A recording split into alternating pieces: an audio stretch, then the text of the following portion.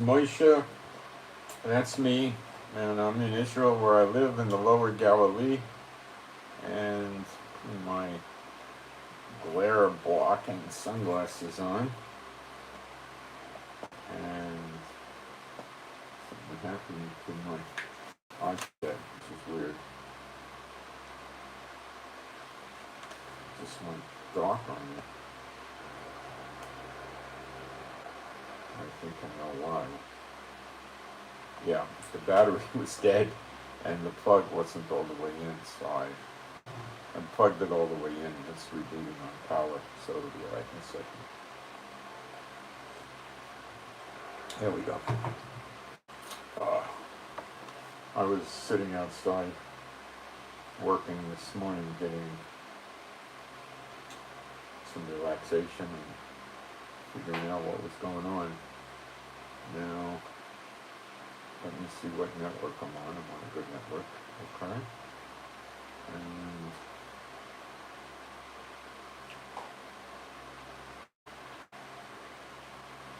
let me see how the chat is running.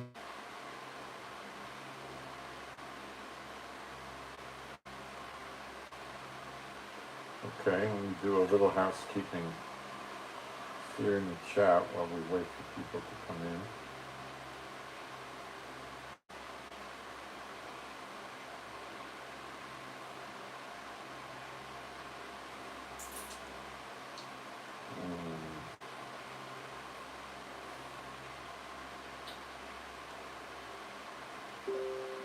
It's not a terribly large amount of exciting news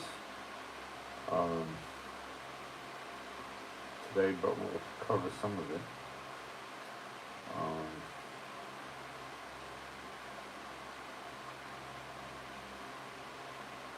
Almost done here.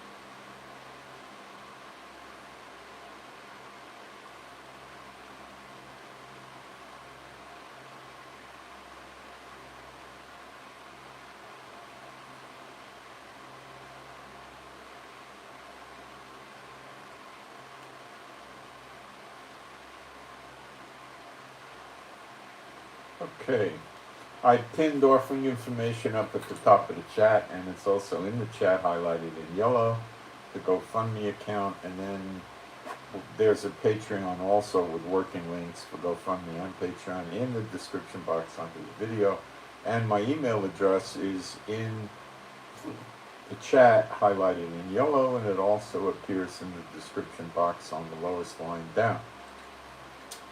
And today is the 12th of July. It's a Wednesday. It's 10:30 in the morning. Wow, late start. And the weather today, I haven't checked this morning, it's probably awful. But maybe not. It's horrible. 101, 102 today, and the low is 79. It's not too late. Please pray we get cooler weather in my area. Tomorrow we're having a heat wave, they're telling us, which temperatures are going to be over 100 according to them for 2 weeks, if they can predict anything like that. It's just scary. The bad news, or the thing to watch for, is that the electricity doesn't go out. But the last 2 years, since COVID was over anyway, they've gotten a lot better, and they do preemptive changing of fuses or whatever those things are, and they you can tell when they're doing it because the power goes out for like 2 minutes, 3 minutes, 4 minutes, and then it comes back, where usually if it's something else it stays out a while. So in 105 degree heat, or 100 degree heat, let's say, the house will have a maximum of about 30 minutes to stay cool. And then after that, it's going to get hot. And then you got to go to start taking cool showers. If you stay, in my experience, is if you stay in the shower for maybe up to 5 minutes, if you can take it on cool water below room temperature. You can start out with lukewarm water,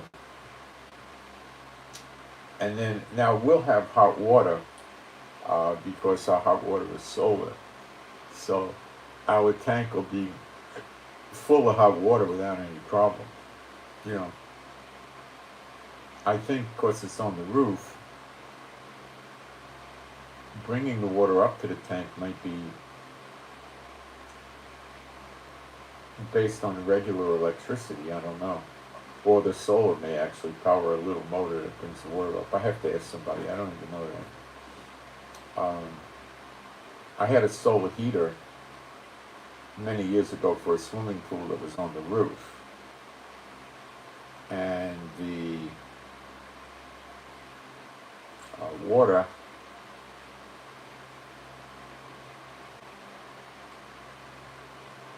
based on the solar powered a motor that would bring the water up to the roof running.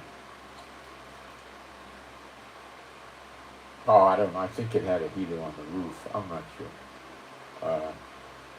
It probably did. And then it came back down into the jacuzzi, which was part of the swimming pool. Anyway, it worked if it was warm outside, but if it was cool or winter, you had to turn the real heater on for the jacuzzi, and that took about 15 minutes, 20 minutes, you'd get hot water. You also got a good electric bill. And it used to go below freezing where we were in the winter. And the pool would be relatively unusable. You could use the pool, I think, 7 months a year over there. And it had a foam, I don't know, a thing you unrolled made out of foam with bubbles, like plastic bubble wrap with big bubbles. And you unrolled that over the pool. So you take the pool and you heated it up with the heater, and it took 45 minutes, and you'd have a pretty warm pool. And then to preserve it, you'd roll this plastic sheet over the water, which the sun would hit, and heat it up, and it would do something to the water. It would stop the heat from escaping and make more heat. It would keep it, you'd still have to run the heater the next time you wanted to use it if it was cold at night, but you didn't have to run it that much.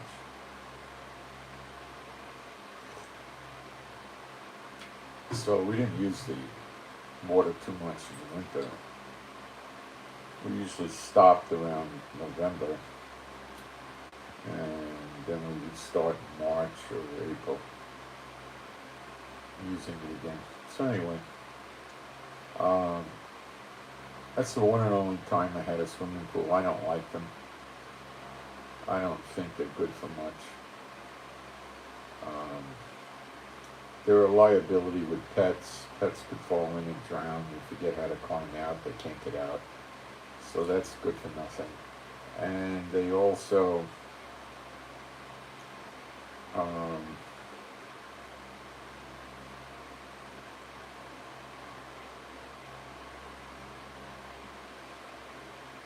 kids could fall in, animals, you know, and it's just too much trouble to take care of it, you know. You got to really learn how to do the chemicals, because you go out there one day and it's all foggy water, and you got to test the water and then put different chemicals in, and hopefully it clears. And then if you got too much chlorine, it burns your eyes, and the chlorine got to be no good for your skin and your body, I don't know. But the White House swimming pool uses not chlorine, ozone. That's a very, very expensive treatment to run the water through ozone. But the ozone it's like oxygen. It clears all the dangerous stuff out of the water if you happen to swallow it and all that. But I never had a desire to get another swimming pool. Years ago, we looked at a house and it came with a swimming pool, and I considered it a deterrent and didn't want the house because it had a pool. Now, I'd love to have a jacuzzi, but that's a pain in the neck too.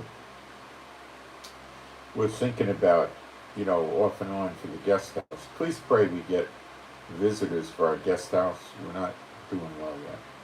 Pray for that. And we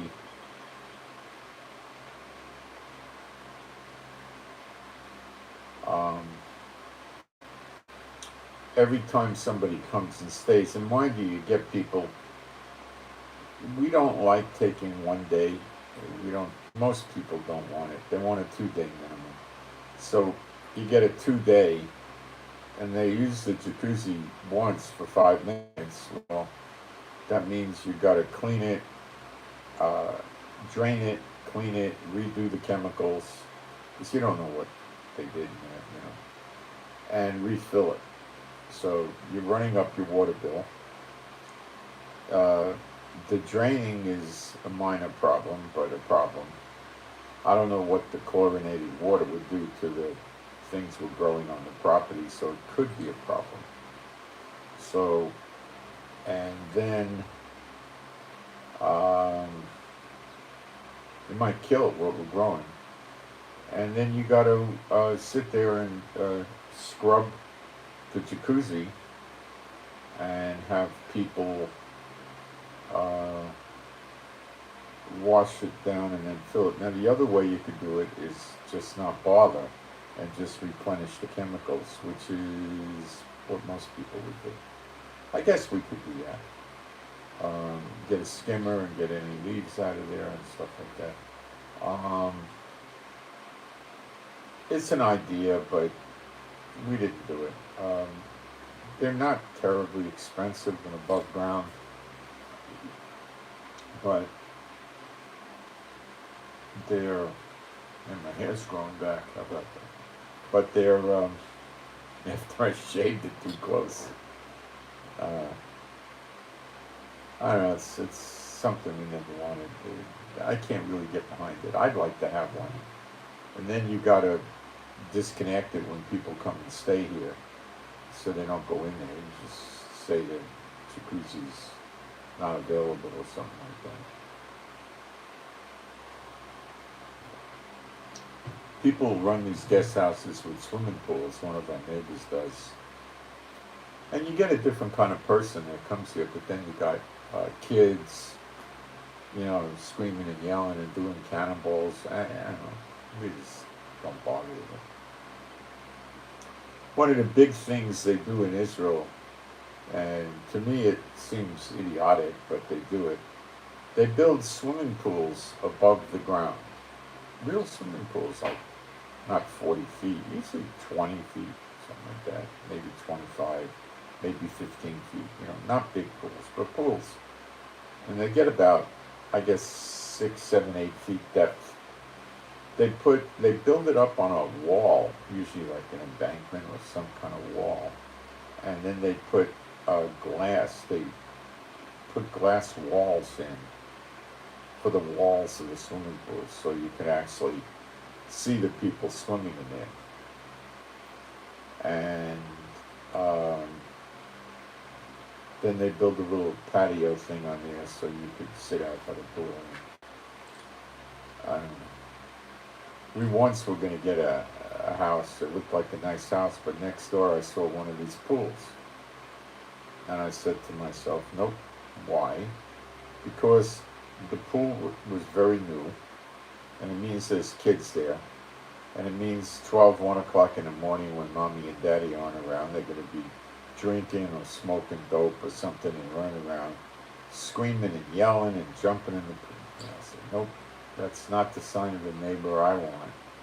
We got another neighbor with a pool here with teenage kids that's about 100, 120, 150 yards away. And we hear them enough. It doesn't bother me. But when the parents aren't around, these jackass kids get that karaoke machine out and turn it up as loud as they can because they're getting drunk. And it's a disruption. So when I see swimming pool, I say, stay away. Okay, so let's do our praise. Let's check to see if people are coming in. I don't expect many people to come in, but some.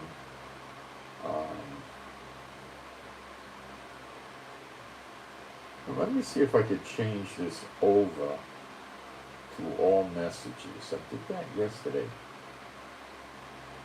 seemed to work somehow. Maybe it was in settings. Yeah. No, it says top message. I don't want to see top messages. Maybe there's already changed that. All messages. If it only stays that way. Nice. Okay. Do our praise. There is no God like Jehovah. There is no God like Jehovah. There is no God like Jehovah. There is no God like Jehovah. There is no God like Jehovah. There is no God like Jehovah. There is no God like Jehovah. There is no Messiah like Yeshua. There is no Messiah like Yeshua.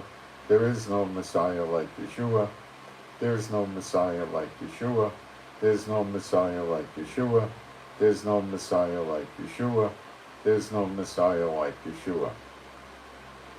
Okay. Let's see what I got on prayer requests and the like. I got several things there.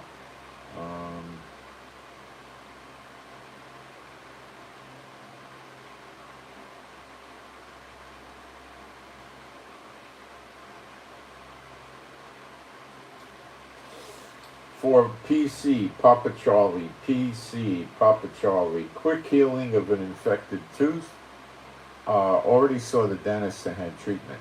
So, PC, Papa Charlie, PC, quick healing of an infected tooth. MC, Mike Charlie, MC, Mike Charlie, healing from an accident, MC, healing from an accident. RB, Romeo Bravo, RB, Romeo Bravo, toss, that's the toss request. Okay. One of the things that was being impressed upon me, I think, by the Lord is, I'm looking around me and, in the world and all that, and I see how most people are. They go around getting as many of the pleasures as they can out of this mortal life here on earth. Nice houses, air conditioning, nice cars, pets, jewelry, good food, booze, and they just get as many of these carnal pleasures to feed the flesh crammed into their life as they possibly can. There's no end to how much of that they want. I'm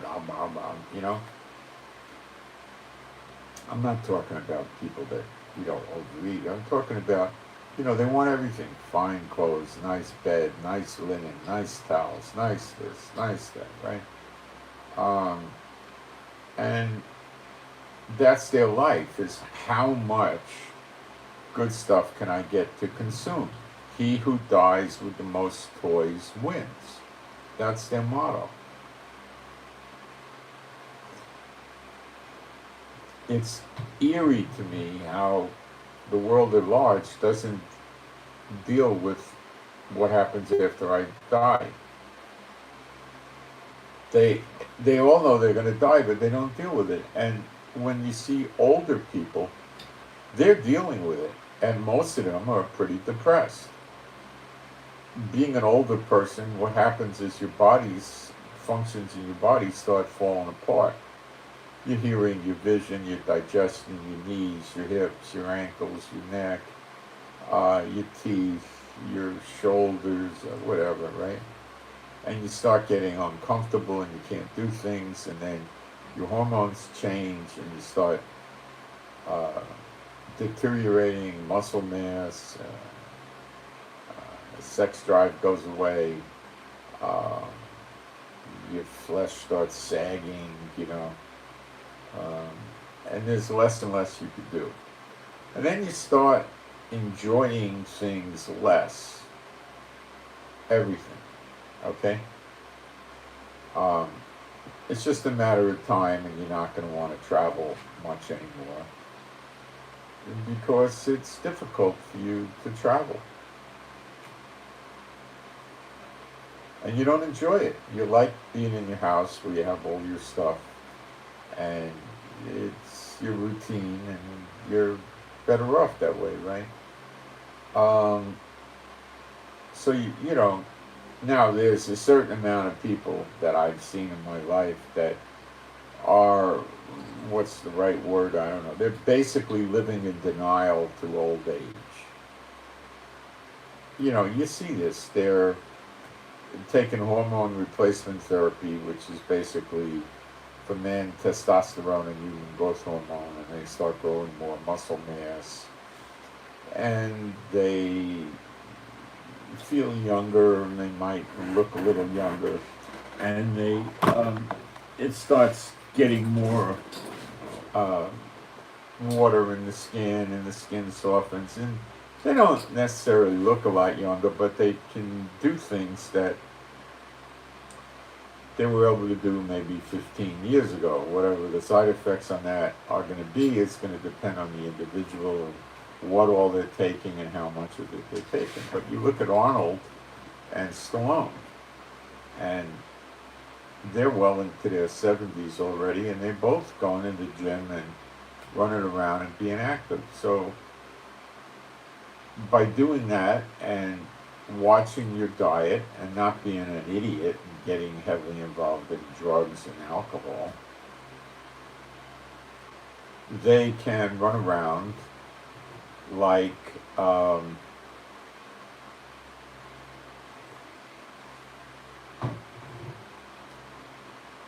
the way they were 10, 15, or even 20 years. There's other people that hit 65 and they fall apart, you know.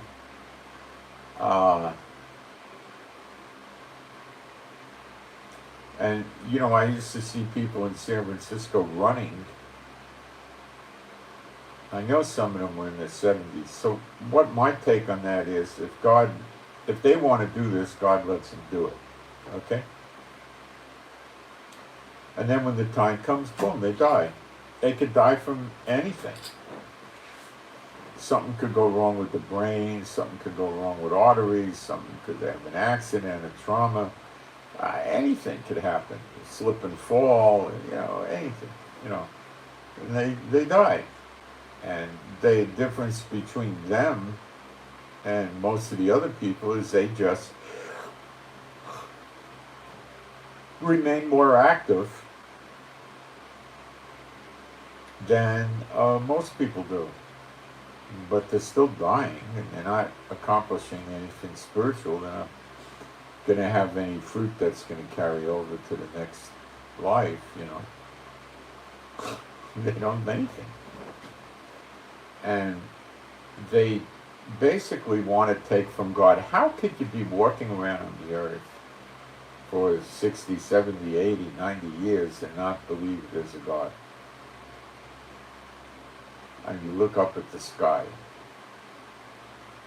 You look at the animals, you look at people, and you know, you've got to ask yourself, what the heck is this? How did it just, a big bang came and developed 20 or 30,000 species of bugs, and then thousands of animals and birds and fish, and the waves go up so far on the shore, they don't go further, you know, and what is all that, you know, and they just don't care.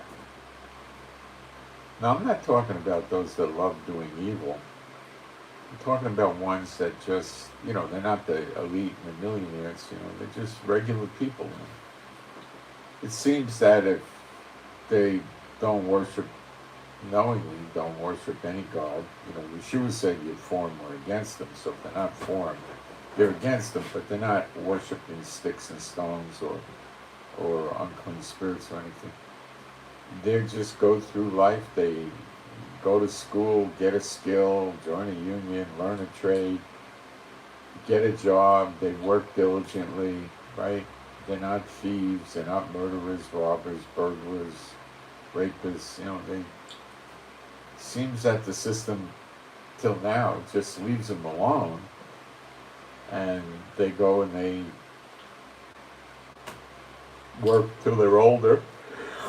As they get older, work becomes hard, so people don't realize that when they go in the private sector. So if you go work in the public sector for the governments, there's all kinds of stories, theories we could get into, but, you go and you work for them, and then they don't fire you, they let you stay there till you get older, and by the time you get older, you have so much vacation that you could cut yourself down to working 4-day weeks, You've got, I don't know, a lot of these places in the old days, the government, the Fed, you were able to accumulate 10 to 12 weeks of vacation, depending how you stayed there. It would take you, I guess, over 30 years. So at the end, when they're getting older, they could, 49, if you take every Friday or every Monday off, you have, you're using, 52 days, right? So if you're going to have 12 weeks, you're going to have 70, 84.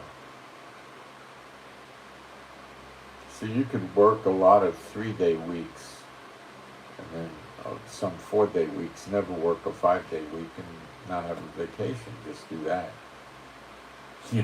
But anyway, then they would give you your retirement and all that stuff. But for many people, that's not the case, and they ignore what's going to happen to them in old age, and they run around ragged.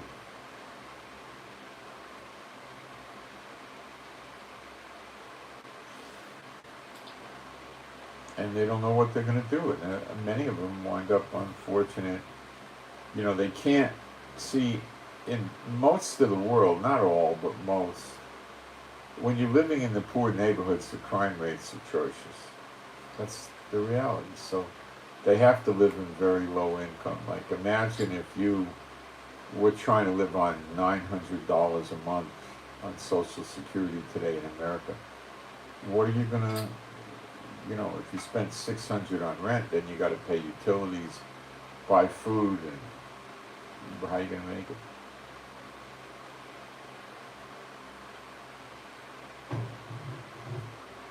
It's very difficult. I guess you'd have to go apply for food stamps and other things based on you're not going to be able to support yourself, and I don't know if they give it to you or not. They probably do. A lot of people, they get old. There's so many stories we've heard over the years where they buy cat food and dog food, the wet food in the can, and they eat it because it's cheap and they can't afford to buy people food. This is America. America doesn't. They'll give billions and billions and billions and billions of dollars every month to Ukraine, but they won't up the Social Security, and they won't give people enough money to do that. I mean, why don't they, instead of helping Ukraine, why didn't they just go and build homeless housing? They didn't. They give it to Ukraine. Do the people of America care? No, they don't care. Until it happens to them, and then it's too late. So it's a joke, Back in the 70s, you had this thing. They were running the Black Panthers in the late 60s and 70s, which were black people, African American people doing, it's a political thing. But then they had a spin-off of that called the Grey Panthers. Now, they all died off probably in the early 80s. But they used to be active in the 70s, and they would organize people to vote for politicians that wanted to take money from the other people and hand it over to them to get their votes. And that's what democracy ultimately breaks down to, and that's why they fall apart.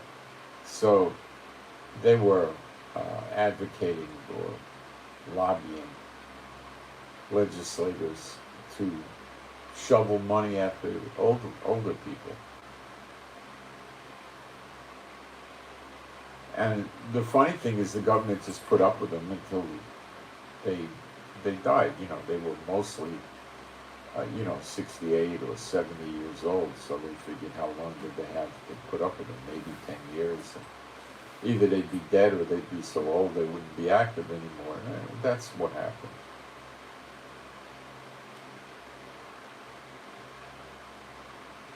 And it went away.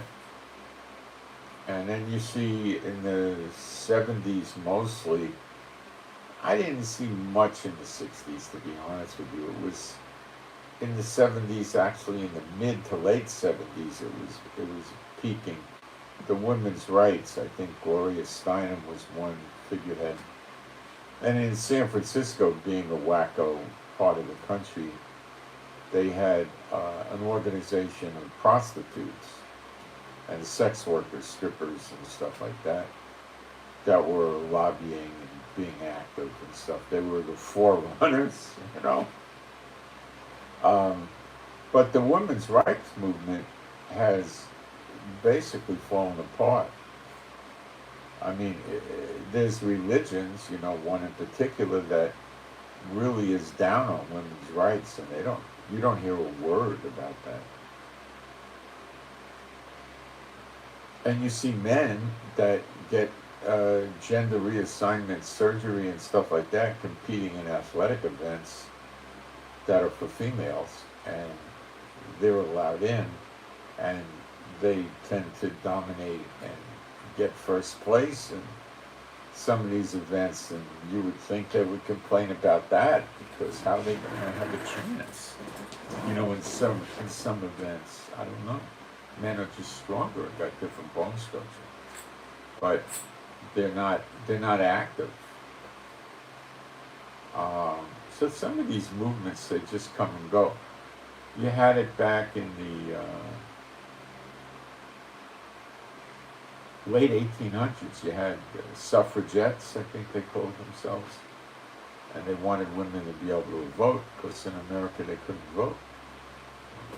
I can't recall the first year they were allowed to vote, but it happened. And that opened up a whole plethora of new politics, because now certain politicians would have to cater or run after the female votes. If they didn't, their competitors in politics would, and take them out. So it changed the whole scope.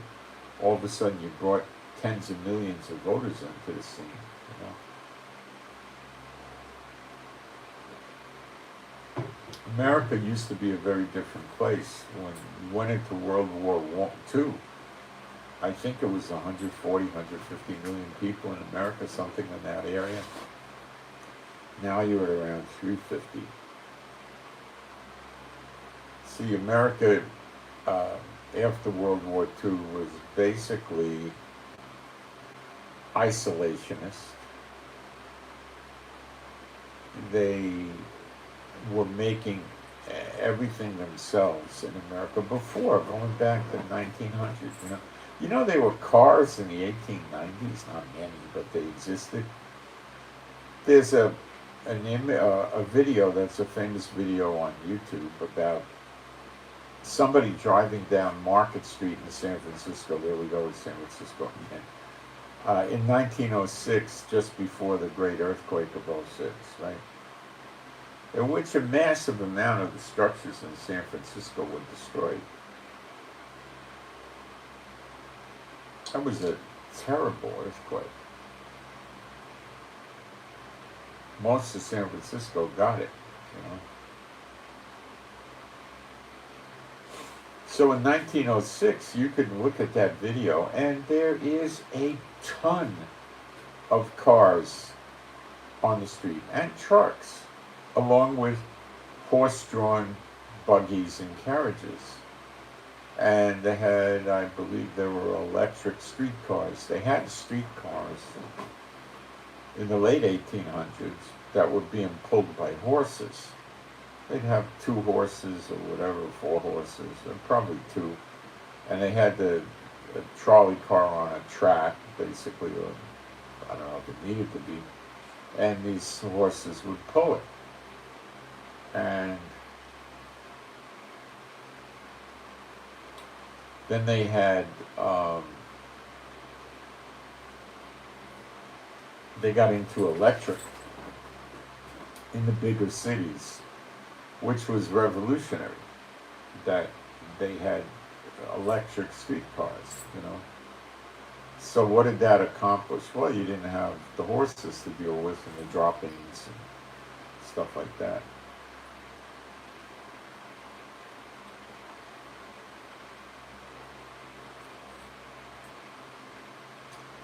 What else did they have? They had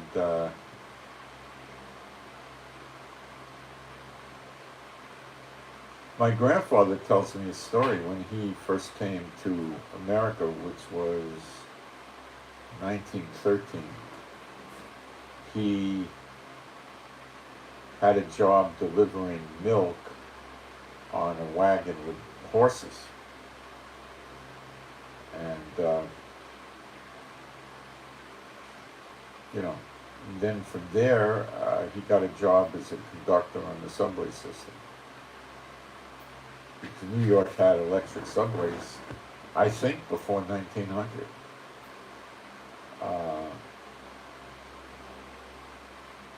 They were, for mass transit, I think they led the nation by leaps and bounds.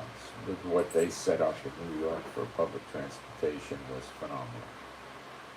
That subway was not so much underground.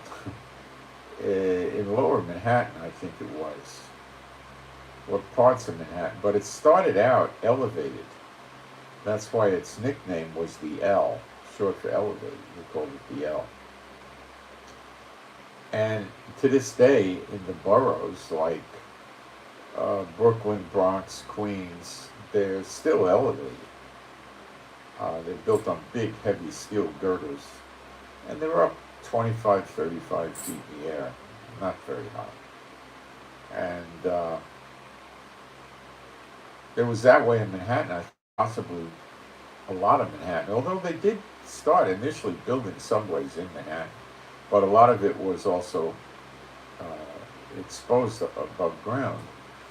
And my mother used to tell me stories that they would get on the subway in the summer, and they had certain cars that would take the roof off, and there would be an open-air car riding around in Manhattan above the ground looking at everything.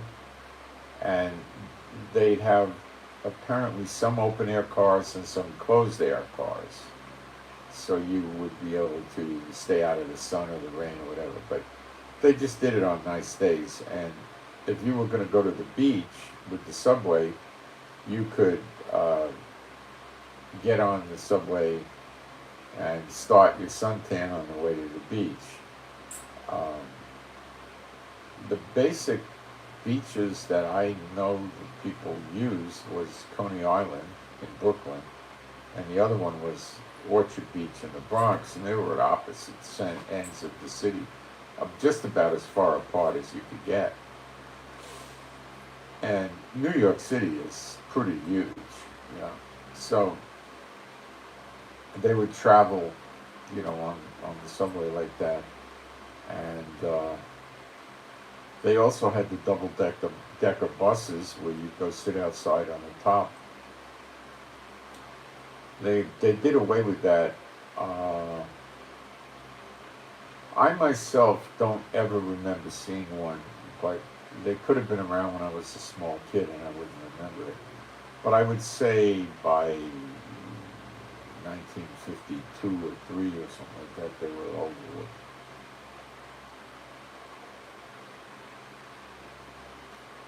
But they had a tremendous bus system. They had a tremendous trolley car, streetcar system.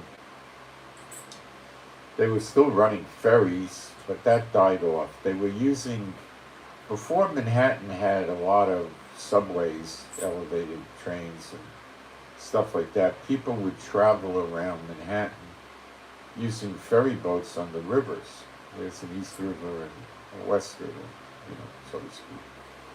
And the east side and the west side are two separate rivers. One's called the East River, one's called the Hudson River. And they would run ferry boats from one part of Manhattan to the other. And those ferry boats would move. You watch old videos of them getting in the water. They were hauling, I mean, why? They probably hit 20, 25 miles an hour. And there was no traffic in the water, no traffic jams, no lights, so they would go pretty quick. So I think the ferries were a nickel back then or something, like around 1900 or something. It was about a nickel, and you'd go from wherever you could get on it. So they were running ferries, I'm sure, from the Bronx and Brooklyn into Manhattan and every other crazy thing. And they were running subways in. So the subways, by the 1960s, were carrying about 1 million people a day.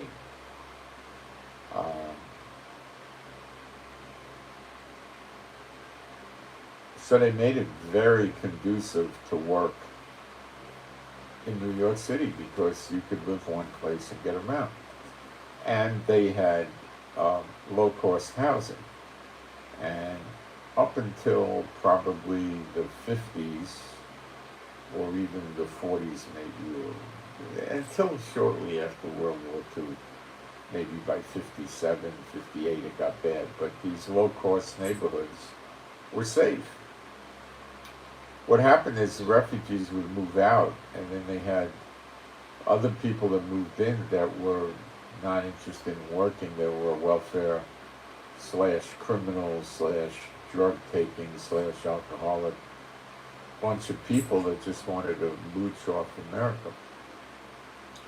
And the crime in these neighborhoods in the big cities was horrible. Now, in the lesser cities, they didn't have this criminality. It wasn't tolerated by the people there. The police would deal with them with a hard hand. But New York was extremely tolerant to them. So it's hard for a lot of people to understand that, 1900, 1906, people were running around with cars. A lot of these cars ran off water.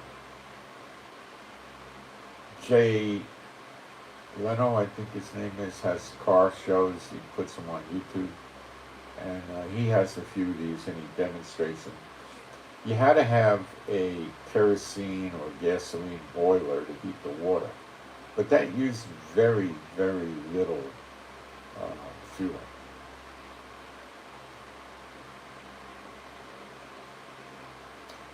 And you heated the water and it made steam, and the steam drove the car, but powered the engine, drove the car. So it was, they called it hydrogen, they called it steam powered, but it ran on water.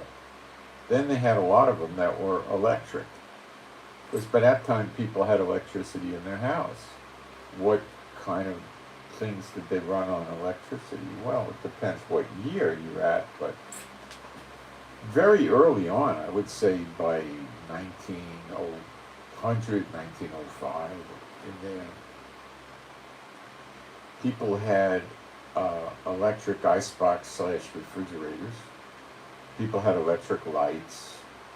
They had gas or electric heaters for water. They had fans.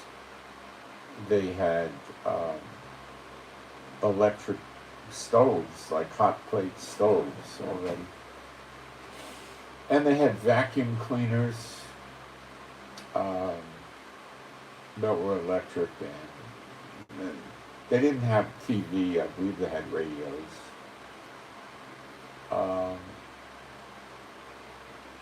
And their stuff was running with electric, so they could charge the car because the house was wired for electricity, so they would just plug the car in and charge it. Over 100 years ago, they had this technology. And then, for some reason, they got away from everything and just wound up getting stuck on the fossil fuel gasoline type cars.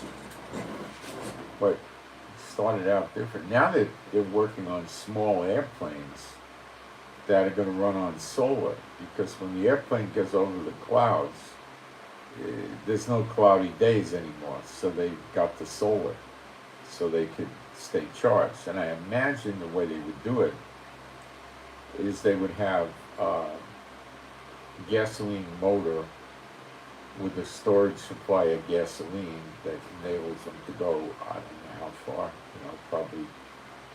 they probably want to be able to travel at least, 50 or 100 miles to find a nice place to land the thing if the solar motor crapped out, And they would do that.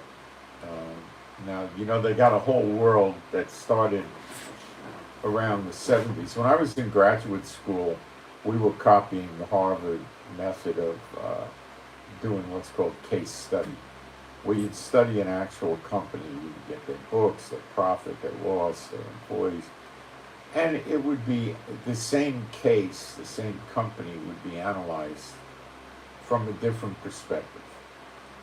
It could be analyzed according to accounting. Maybe the company's in trouble because they're not taking care of their accounting correctly and attributing costs correctly and stuff like that. Other way would be management. It's mismanaged. They're not treating the employees right. Another way is marketing. They're not selling the stuff. They're not advertising, promoting, packaging it, marketing it correctly. So it was the same company. You look at it from different angles. So what they would do is bring in a company and to the class live. The guy would actually come and talk to you.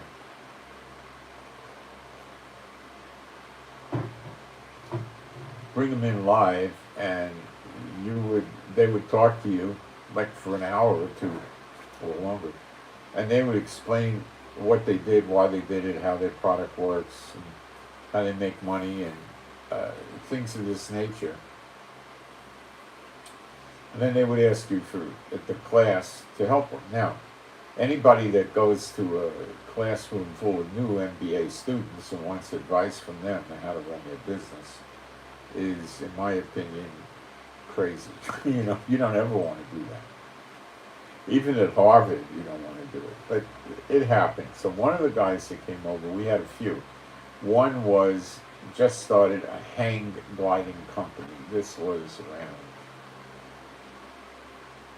spring or summer of 72 or 73, something like that. And I think it was 73, and that was brand new then. So people were getting these hang gliders, which was the thing you strapped yourself into. You had a bar you hung on to, and it was like a big wing made out of a nylon or something, and you ran, and you would need to get elevation. So some crazies would jump off a cliff with it and wait for the thing to grab, and other people would run on a slight elevation and then get it. Some people, I think, were able to run fast enough where they could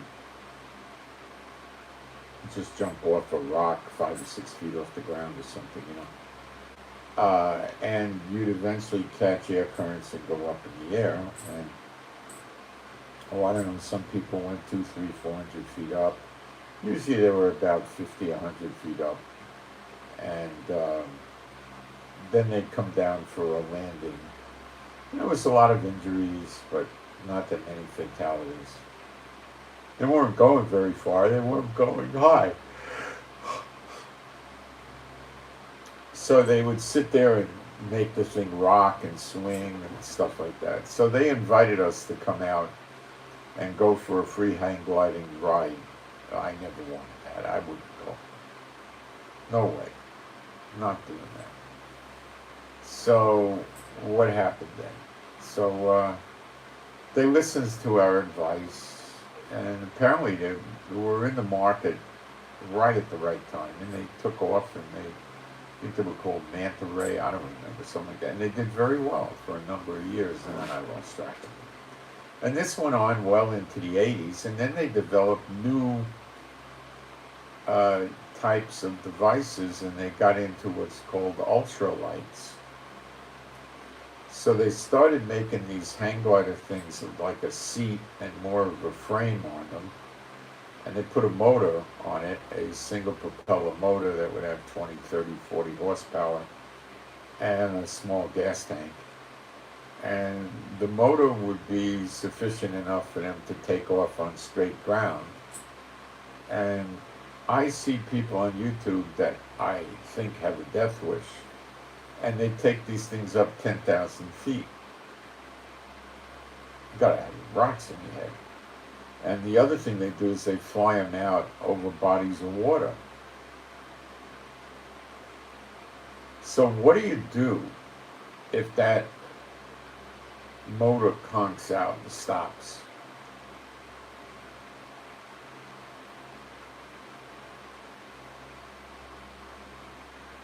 And you start descending. If they lose control and they start doing a stall and other things with that wing they got on there, they're going to go upside down or turn too much, lose control, and plummet to the ground and die. I'd say most of them go up 4, 5, 6, 800, 1,000 feet. They don't go very high. But because people don't want to be that high, you know. Some of these people strap a parachute on when they go up so they could bail out. So in other words, if the thing's crashing, they just release their safety belts, float away from it, and pull the ripcord, and they have their parachute, and they just come down with their parachute. Interesting. But I think it's for death wish people. So then they got further into it, and they started developing ultralight planes, where you don't need a pilot's license, and the thing has a small fuselage. It looks like a plane. It has wings, it has a tail. It looks just like a plane, and most of them have a motor. Some have 2 motors now. And they can make these things go, 50, 60 miles an hour, and the guy is sitting there in a fuselage. Some of them actually have room for 1 passenger, but I think they're not allowed to take somebody up with them if they don't have any kind of license, but I'm not sure.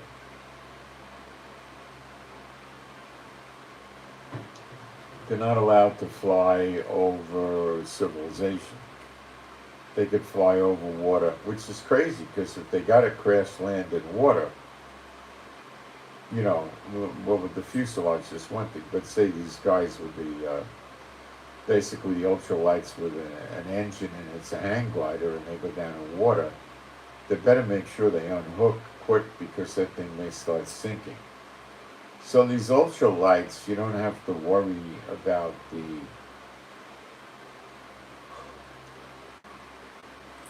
the wing collapsing or flipping over, because it's a regular, the wings are firm and hard,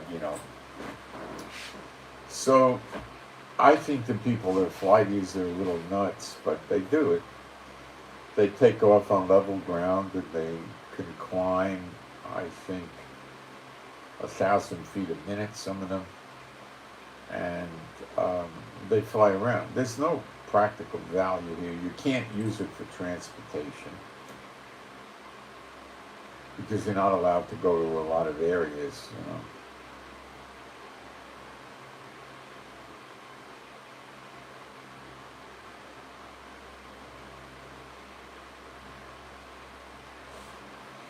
And they cost, I guess, anywhere from $10,000 to $40,000. People buy these things, and I think they're endangering their lives. But some of them now, these ultralights with the body, the fuselage, they actually equip these with, they call it it's a parachute that explodes open. Okay? So the whole airplane, which is not, 8, 9 feet long or something, the airplane has a parachute hidden in there. When you pull a lever or push a button, it explodes the parachute open. And the whole aircraft, the little 8, 9 foot airplane, which might have 18 foot, 20 foot wingspan or more even, comes down by parachute. So it's a special parachute for the plane, so it just lands nice and smooth. But where? I mean, if you're going to land in the water, you're going to be in a life-threatening situation after the thing hits the water. So you got to land and land. But where? I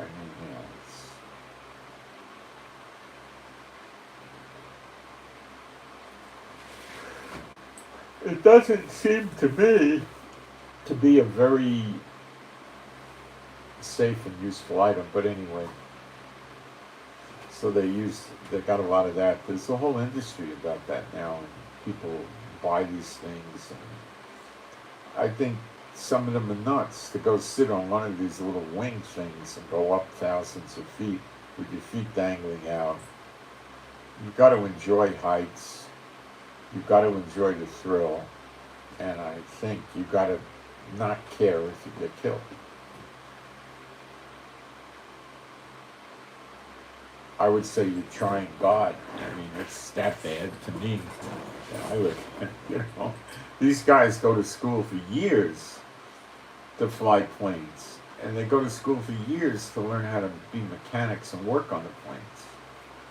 And then they got government inspectors going around making sure all these rules are being complied with. And then you go out and buy some little rinky-dink thing you can fly on without any licenses or anything. Doesn't sound like a good idea to me.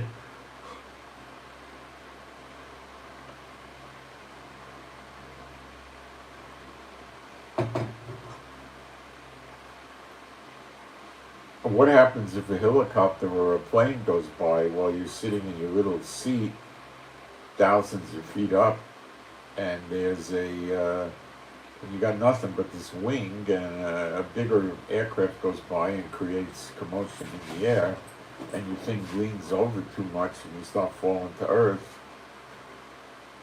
If you don't have a parachute, you're just going to die. If you do have a parachute, you got to make sure you get out of it in time, because I think parachutes basically need 400 or 500 feet to work. And it's, cuckoo. And add into the fact you can't use them to make a living.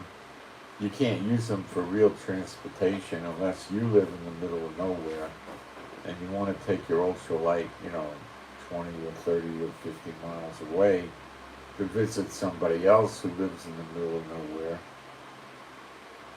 And there's no civilization between you, then it might work. Not easily. So we had bad protests yesterday, and they're going to get worse. It's Netanyahu with pushing these bills, and all I keep hearing from the government, the way they want to deal with the protests, is to have the police crack their heads open, apparently, and throw them in jail, and the police aren't really doing that.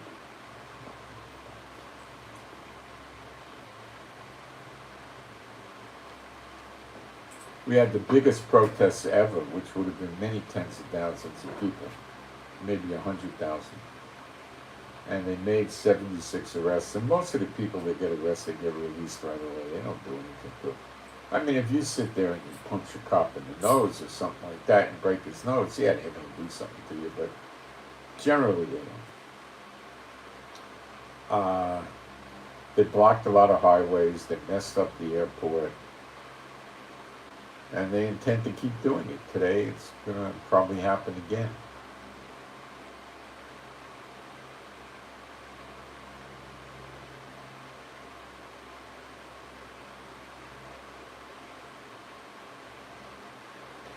Private reservists are announcing they're not going to report for duty anymore. Regular soldier reservists are saying that. The cyber crime unit or the counter cyber attack unit is saying that. The various intelligence units and commando units are saying they're not going in. And they're even starting to talk about a coup from the military taking over the government and setting Netanyahu aside. The Attorney General has no guts for this. None whatsoever. If she had any guts, she'd tell Netanyahu, you signed a written agreement 2 or 3 years ago not to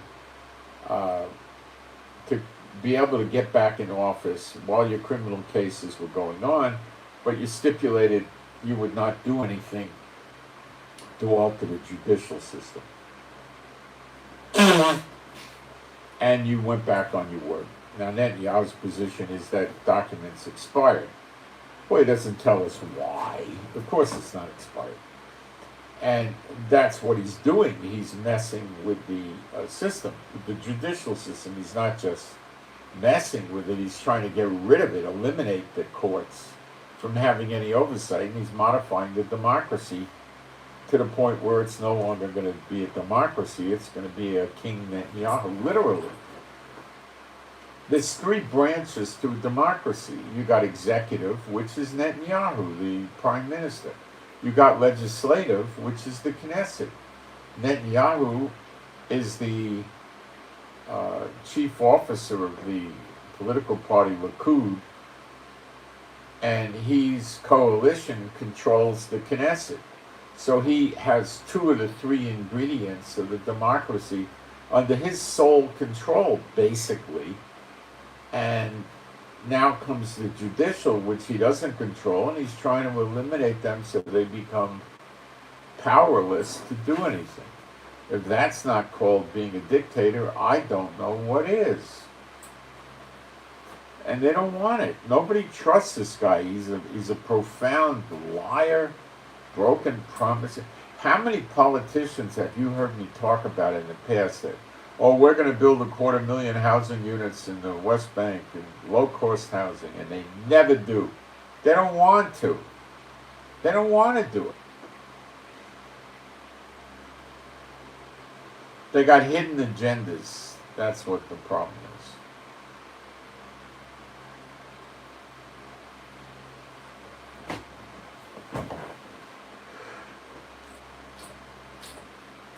So the Attorney General is obviously afraid of Netanyahu, I think. And they're not enforcing that. They should say, we're going to take steps to remove you from office. But they're afraid because Netanyahu is already going after them. And they're probably fearful that if they go after him to throw him out of office and put him in jail, he could go after them in a number of ways, some of which would be scary for them.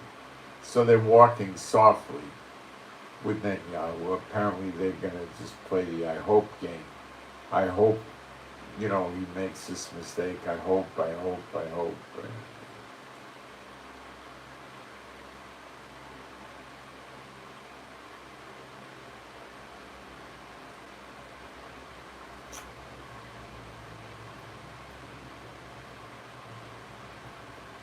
So we got a real problem here in Israel. And he's got his 3 criminal cases ongoing.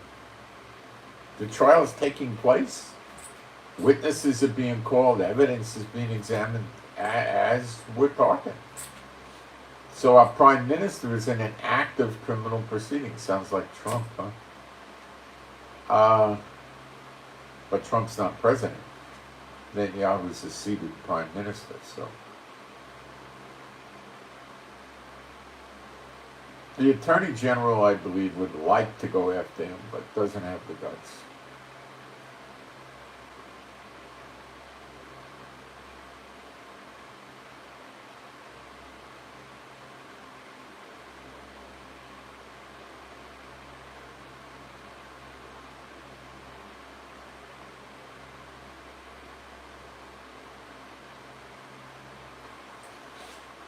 Netanyahu, they're saying, could drag the whole country down with him to stay out of jail.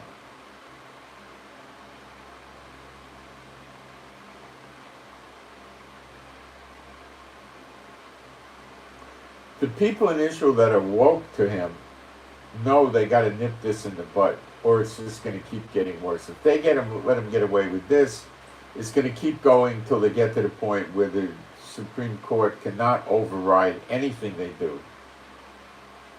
Because anything they say could be overcome by just taking a second vote on it with a simple majority, and then the Supreme Court has no power whatsoever.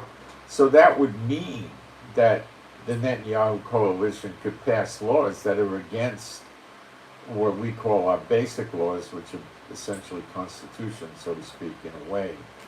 And they could pass unconstitutional laws and get away with it. So the religious party will undoubtedly start to persecute certain people. The only ones that they care about are the other ultra-Orthodox, and they have such divisions amongst themselves. I wouldn't even want to go out on a limb and say they really protected each other, because I have no idea. I doubt it.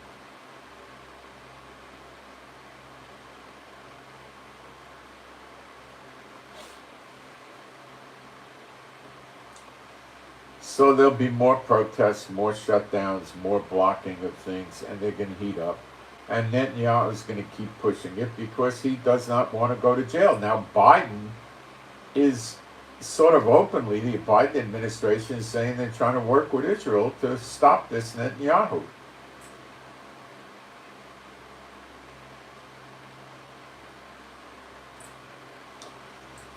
Legally, how they're going to intervene, I don't know. Are they going to come here and help the protesters? The protesters don't need their help.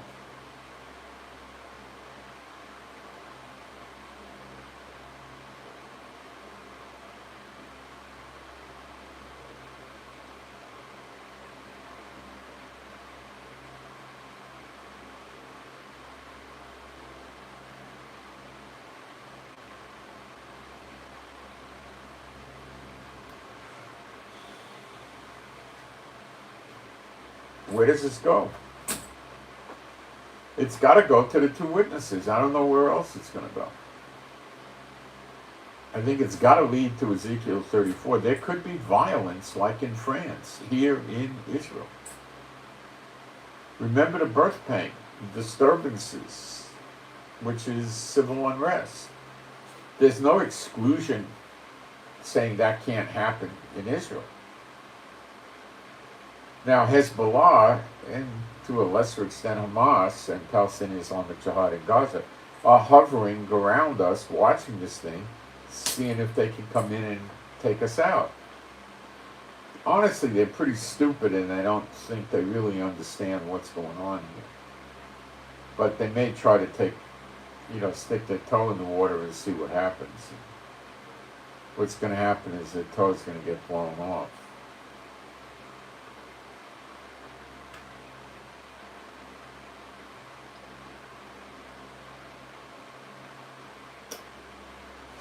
So it's a mess, and it's getting worse today. And it's not it happened yesterday, it's happening today, tomorrow. It's not in the future. It's right now, and this could be the end of the democracy in Israel with Netanyahu at the helm. And he'll start a persecution against everybody living in Israel who's not an expire millionaire. Everybody. It doesn't matter if you're secular, if you're Orthodox, if you're LGBT, you're not LGBT. It goes in, everybody is his enemy. He doesn't care about anybody but himself and his family and his trusted expert millionaires.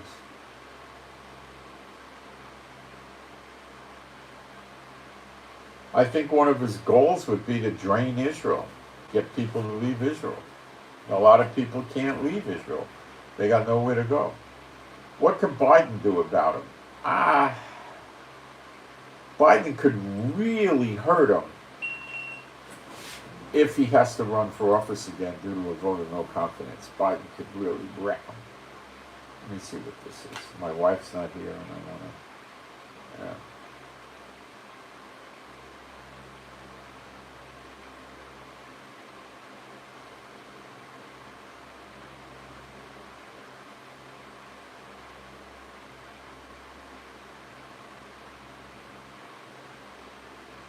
Hold on a second.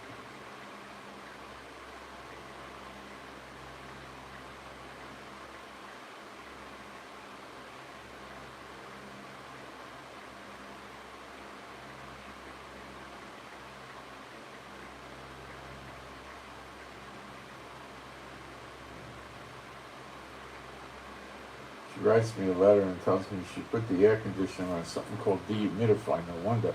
I went to turn the air conditioner on a little while ago and I couldn't figure out what the heck was going on. She never told me. I'll be back in a minute. Take a quick break.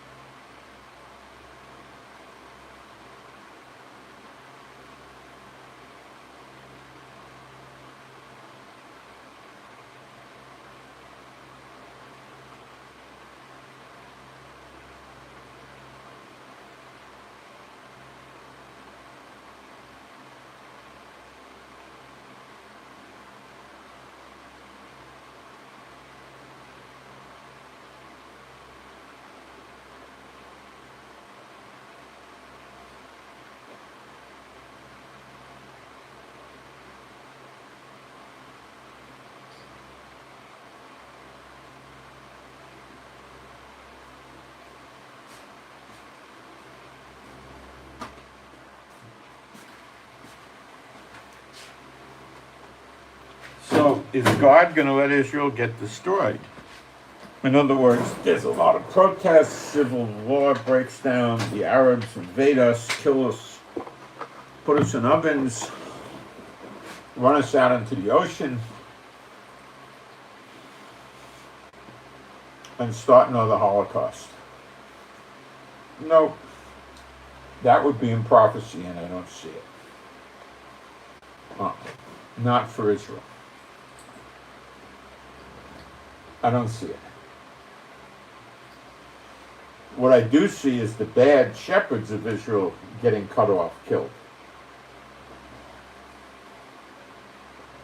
And that would include the government. Because they took the role on of the shepherds.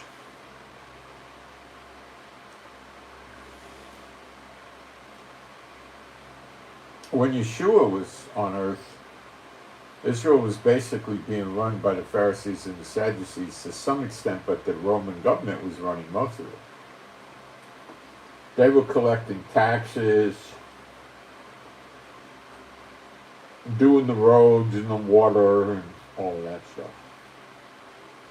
Running the police and all that.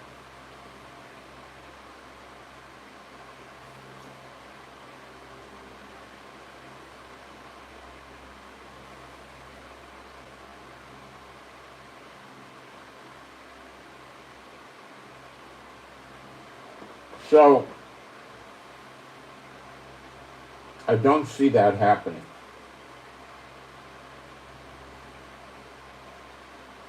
Could that be a temptation for our enemies to attack us? Well, the big attack happens when The two witnesses are already running Israel. It's the judges. Calls them governors in the King James. Governors that have fire coming out of them and burn up the enemies on the left hand and the right hand. Well, who do you know has fire coming out of their mouths? Got it?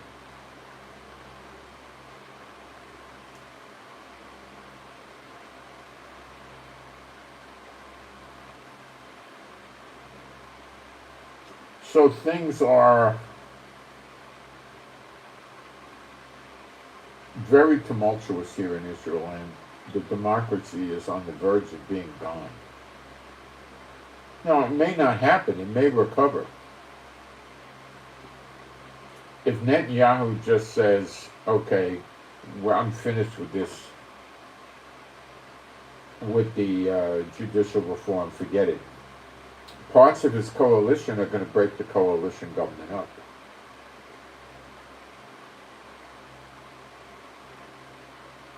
Which means he has to run in an election again because there'll be a vote of no confidence. And Biden can severely interfere with the election in Israel. All he has to do is, let's say, the alternative guy would be Benny Gantz, invite Benny Gantz over to the White House. Have a nice photo op with him and Blinken and Jake the Brake and CIA director all meet with him and generals, and constantly keep meeting with him, and Blinken flies over here and appears on TV with him, and they basically would pledge support for Gantz, not Netanyahu, and meddle with the election, probably not so subtly.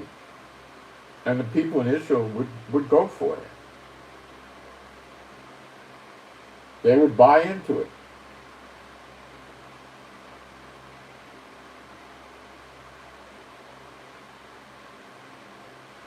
And probably Netanyahu would lose the election.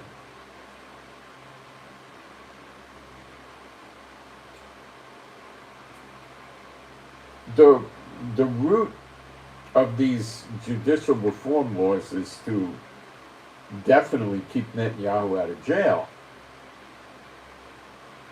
Definitely to reinstate that crook Aryeh Deri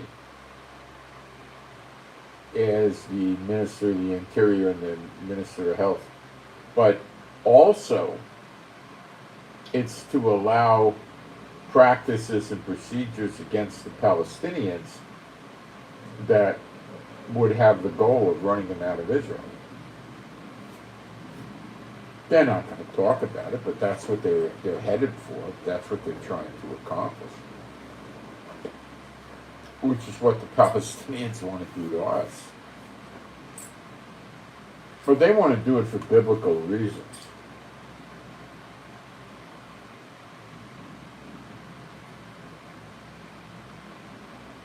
The disconnect I have with them is that they hooked up with the ultra-Orthodox, who have an axe to grind against everybody who's not ultra-Orthodox, and want everybody to support them, and their kids don't go in the military and all this other sick stuff. They're sick people.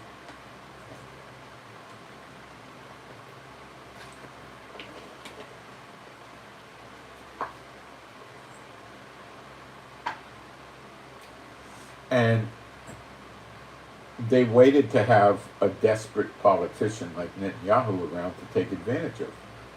And they said, well, you do this or we're going to pull our coalition. We're going to pull out of the coalition, and you're going to have to go for a vote of no confidence. You're going to lose. We're not going to support you. We're going to go to one of the other guys, and you'll go to jail. So you like going to jail, Netanyahu? You see, it's because Netanyahu got himself in the trick bag. But he doesn't see it that way because he's insane. So he sees himself as a victim. He did it to himself.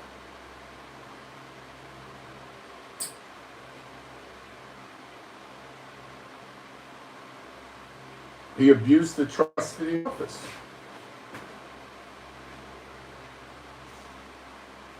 he was doing favors for the media to make sure they gave his political party, the Likud party, and himself, nothing but favorable reviews in the media. That's what this was about.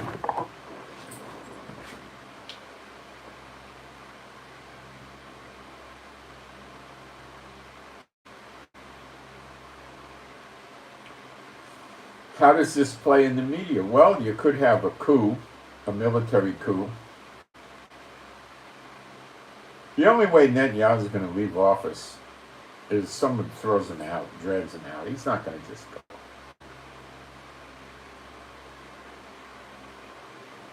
He's got such a list of enemies that he's made. Many are still in the government, and they will come back and pound him. And they will try to make sure that court makes sure he goes to jail for a long, long time. They hate the guy.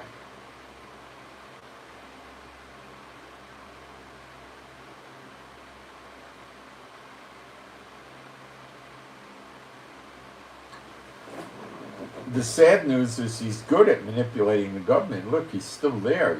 The tossing is going on, and he's still there. It's disgusting already. But he'll have his Waterloo. He'll hit his brick wall, don't worry. His days are coming. So will the military do a coup? I don't know. Sounds far-fetched to me, but could happen. Could the military, I don't know how they get cut off, but, in case you're unfamiliar with Ezekiel 34, we'll go through it. But this, of course, is another one of those scriptures that the churches ignore. And it reads like this: "And the word of the Lord came unto me, saying," this is the word of the Lord, it's without error, "Son of man, prophesy against the shepherds of Israel. Prophesy and say unto them, Thus saith Jehovah, thus saith Adonai Jehovah unto the shepherds, Woe be to the shepherds of Israel that do feed themselves. Should not the shepherds feed the flocks? You eat the fat." What's a prime example of that? The Biden administration giving all those billions to Ukraine while they've got millions of homeless people in the United States. Do you understand? And people that can't afford to pay their health insurance premiums. You understand? It's just wrong what Biden did. When America was at what they call the greatest, the great days, I remember those quite vividly. I was growing up and I was an older kid and I remember them very well.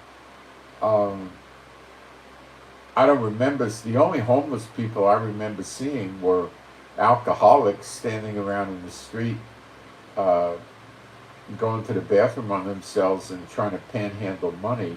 And these were people that just were trying to drink themselves to death, I assume. And they didn't have a house or job or anything, and they just slept in the streets. And in the winter, a lot of them froze to death and stuff like that. They were alcoholics. People that didn't have a place to live. I don't remember seeing or knowing about that. Don't recall seeing it other than these alcoholics.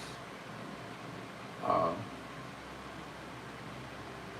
would go with my father, and they would come up and say, "Do you have some spare change?" And he'd give them a quarter. And back then, a quarter would get you a small bottle of wine. A cheap wine like Night Train or something like that, and they would drink it and they would just go to sleep or something like that. They were kind of happy in their life, I guess, because they stayed in these alcohol stupors, but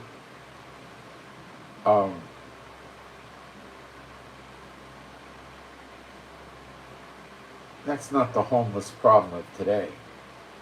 Medical coverage was cheap then. I don't know what went on with insurance and no insurance. I can't remember. I don't know what happened. But people didn't sweat stuff like that. Food was cheap. I mean, you were going to, I mean, somebody starving would just go out in the street and panhandle, and they would eventually go to the welfare department and get money, from them. And anyway, it was a nice lifestyle. Everything was affordable, and they were scaring us with the risk of nuclear attacks, invasions. We were told to be afraid of Russia mostly. Uh,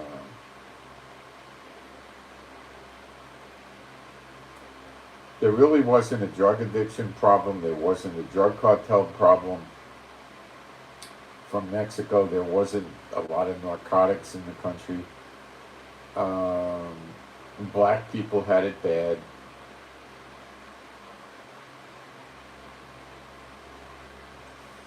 The so-called great years were, the schools were safe. Nothing happened to the kids at school. Kids and adults had a relatively decent life, But anyway, so do feed themselves, should not the shepherds feed the flock? Well, Biden doesn't feed the flock, and America and Israel is not feeding the flock. The amount they do give welfare to the people here, but it's not a dignified life. They don't want it to be a dignified life. They want you to live like a slob on their welfare, okay? You eat the fat and you clothe you with the wool. See, back then they ate the fat, and animals love eating the fat. You clothe you with the wool, not the synthetic junk from other countries, You kill them that are fed, okay? But you feed not the flock. The diseased have you not strengthened. They don't go to God and have any healing, although it's in the Bible. Neither have you healed that which was sick. I never heard of the rabbis doing healings for anybody. Wouldn't work. Why would they do it? They're going to announce that they're no good, Neither have you healed that which was sick. Neither have you bound up that which was broken. Neither have you brought again that which was driven away. There are some rabbinical charity things going on that are on a higher level than what you get from the government. Neither have you brought again that which was driven away. Those are the tribes that are not here. They're not interested in getting them here. They're interested in making life very, very hard here. So the Israelis around the world, the Jews around the world won't come here. High housing prices, high food prices, all this stuff. They don't want them coming here. Terrorism in the streets, rocket and missile attacks. They don't want to come here. And that's, I think, one of the goals of the government. Neither have you brought again that which was driven away. Neither have you sought that which was lost. Lost tribes, obviously, but with force and with cruelty have you ruled them. A lot of Russians have come here and left. They go back to Russia. Ukrainians came here and they went back to Ukraine. They didn't want to stay here. It was a ridiculous place to live to them. Well, they went elsewhere. They didn't go back to Ukraine. They went to some other country. And they were scattered because there is no shepherd. And they became meat to all the beasts of the field. When they were scattered. That's what happens to them in the diaspora. They keep getting persecuted because it's not their own country. My sheep wandered through all the mountains and upon every high hill. Yea, my flock was scattered upon all the face of the earth, and none did search or seek after them. That's pretty much the government of Israel and the rabbis The rabbis don't go out and evangelize or anything. Therefore, you shepherds, hear the word of Jehovah. As I live, saith Adonai Jehovah, surely, because my flock became a prey, and my flock became meat to every beast of the field, because there was no shepherd, neither did my shepherds search for my flock. That's the government and the rabbis. But the shepherds fed themselves and fed not my flock. There you go. The ultra-Orthodox want the Israeli public to feed them. And they're supposed to be the shepherds. Therefore, O ye shepherd, hear the word of Jehovah. Thus saith Adonai Jehovah, behold, I am against the shepherds, and I will require my flock at their hand. He's against them. What does the word against mean?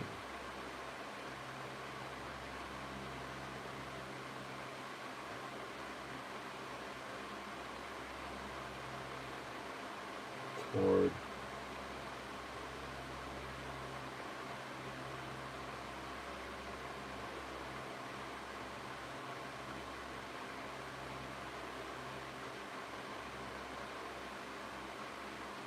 It says towards, they say against. Okay.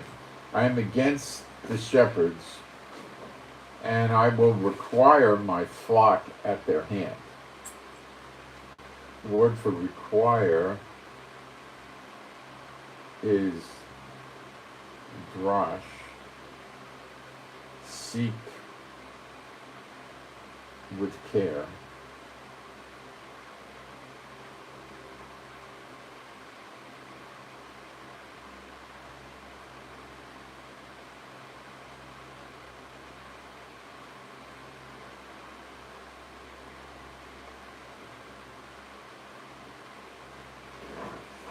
Could say seek. Behold, I am against the shepherds, and I will require or seek my flock at their hand, and cause them to cease from feeding the flock. Now, that would mean they're not the government anymore, minimally. Neither shall the shepherds feed themselves anymore, for I will deliver my flock from their mouth, that they may not be meat for them. For thus saith Adonai Jehovah, behold, I, even I,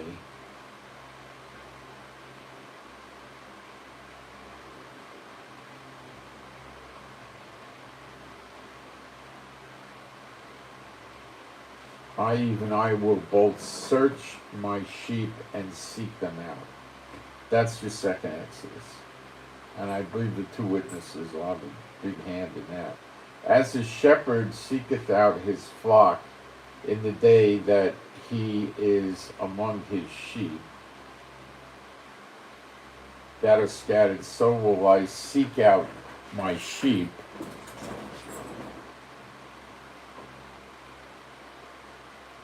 and will deliver them out of all places where they have been scattered in the cloudy and dark day. That's like when Yeshua said that the night, now it's the day you can work and the night is coming. Well, I mean, it came, at the latest 70 AD, right?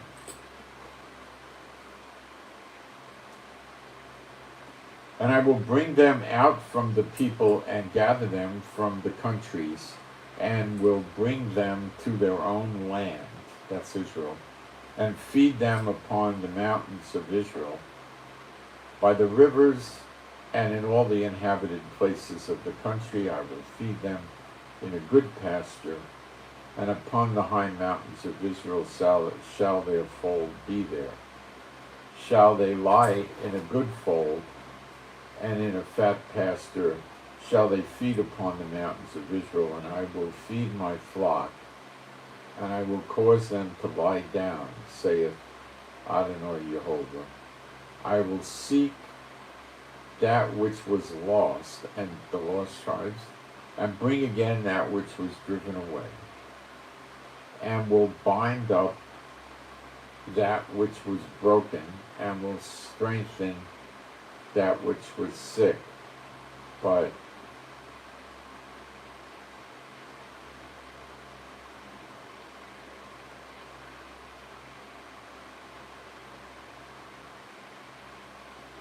I will destroy the fat and the strong. Those are your rich despots in the government and the big industries and the companies and the big retailers and all that. And the strong will feed them with judgment. And as for you, O my flock, thus saith Adonai Jehovah, behold, I judge between cattle and cattle, between the rams and the he-goats.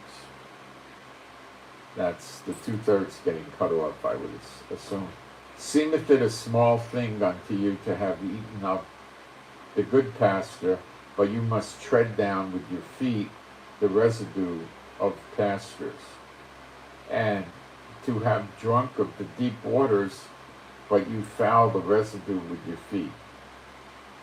See, they get the good stuff and leave the garbage for the people. And as for my flock, they eat that which you have trodden with your feet, and they drink that which you have fouled with your feet.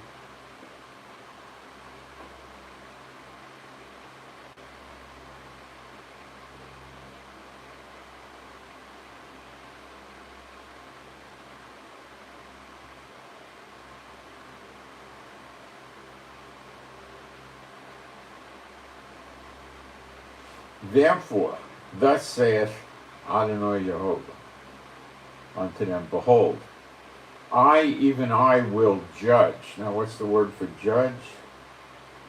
Shaphat could mean judge in the sense of punishment.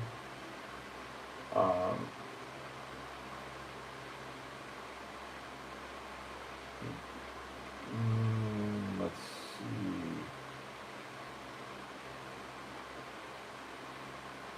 Judges them, and they're guilty, of course. And therefore, thus saith the Lord, behold, I, even I, will judge between the fat cattle, those that got the money, and between the lean cattle, those that don't got anything.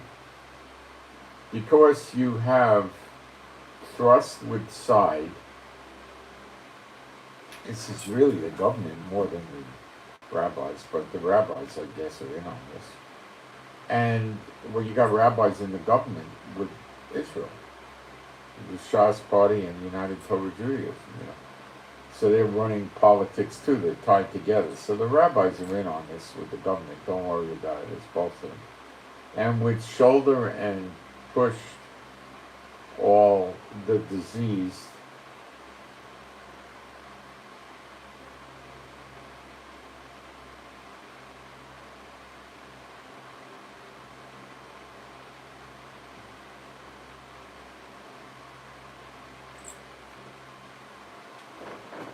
Because you have thrust with side and with shoulder and pushed all the disease. Now let's check that word disease. Chala. The weak. It could be sick or it could be the weak. The weak, the poor. There's a thing here in Israel called protexia. The wealthy people, when they need something, they use their contacts. Because they're giving money to the politicians and stuff like that. Or they go to their coven and they reach out to the guards of the dead, Because you have thrust with side and with shoulder and pushed all the disease with your horns till you have scattered them abroad. Therefore, I just told you, Ukrainians come here, they go back. Russians come here, Jews, they go back. They don't like it here, it's horrible. Therefore I save my flock, and they shall no more be a prey. And I will judge between cattle and cattle.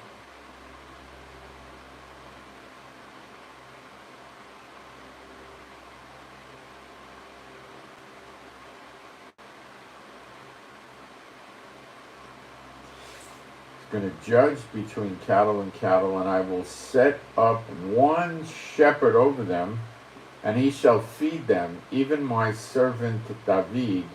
He shall feed them, and he shall be their shepherd. And Jehovah will be... Now, I believe this is probably inferring or pointing at one of the two witnesses that would be the anointed prince in the temple from the line of David, because David shall never lack a man to sit on the throne. That's who I think, because Yeshua doesn't come back until later on. And I, Jehovah, will be their God, and my servant David, a prince among them. That caps it. That's the anointed prince. To read about that in Ezekiel 45. The churches never ever talk about that. I, Jehovah, have spoken it, so it's going to come to pass. And I will make with them a covenant of peace. That's through the peace offering, Yeshua. And will cause the evil to cease out of the land. And they shall dwell safely in the wilderness and sleep in the woods. And I will make them and the places round about my hill a blessing. And I will cause the shower to come down in his season. See, it's not a blessing now. Okay, believe me. There shall be showers of blessing. Not yet. And the tree of the field shall yield her fruit, and the earth shall yield her increase. And they shall be safe in their land, and shall know that I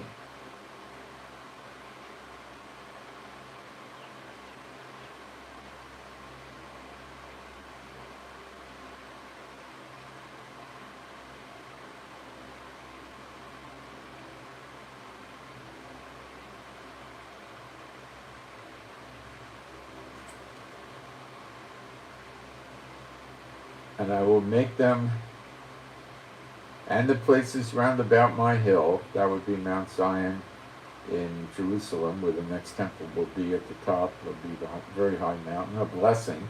And it'll be a very high mountain. And it'll be the highest when we get into later on in end times.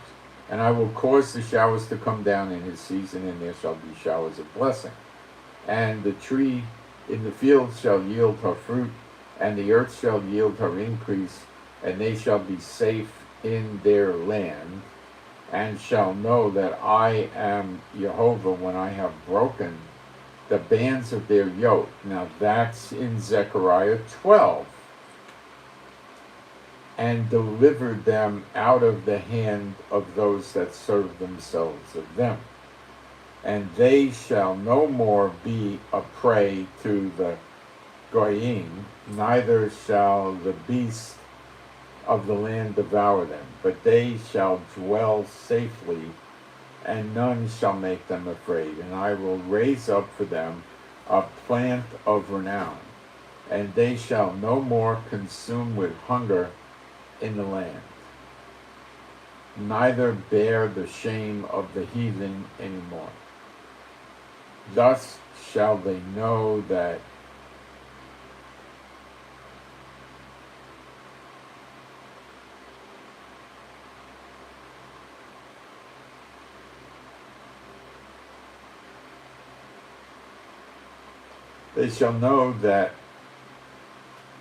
I, Jehovah Elohim, am with them.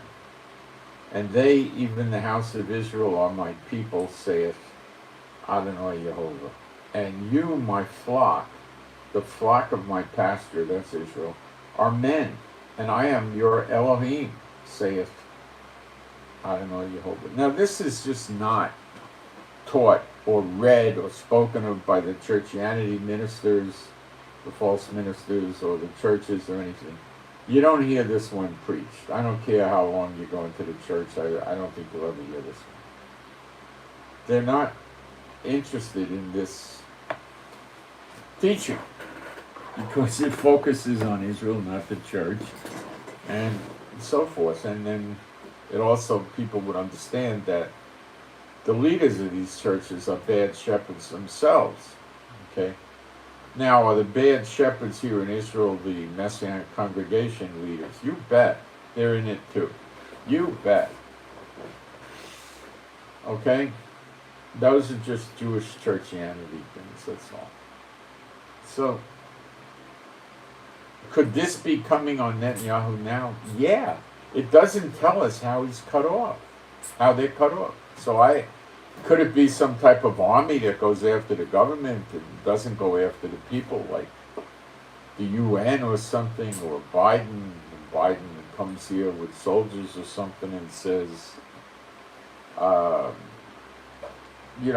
not interested in going after the people. The people didn't want this to happen, and just focus on the government. And, I don't see that clearly in Scripture at all, but I mean, it could happen. I don't know. I don't think so.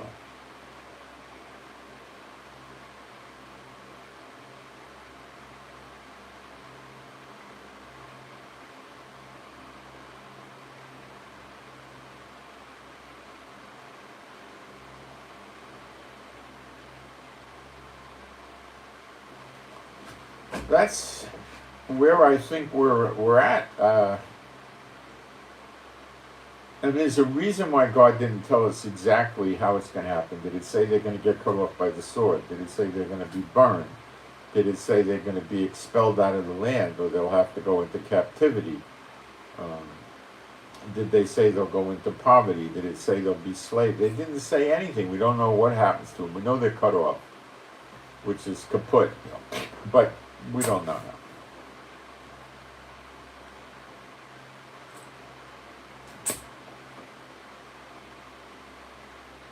People don't want to listen to this. If I put up a title and said, we're going to talk about what happens if there's a nuclear war in Ukraine, will the fallout reach America and Israel? That have tons of people coming in. They don't want to hear about a God. They don't want to hear it. They just want to take the good things that God has here on this earth, and they don't want to thank Him. They don't want to pay homage to Him. They don't want to worship Him. They don't want to do anything. They just want to run around with their fantasies and their delusions about who a God is. And that's it. Sad.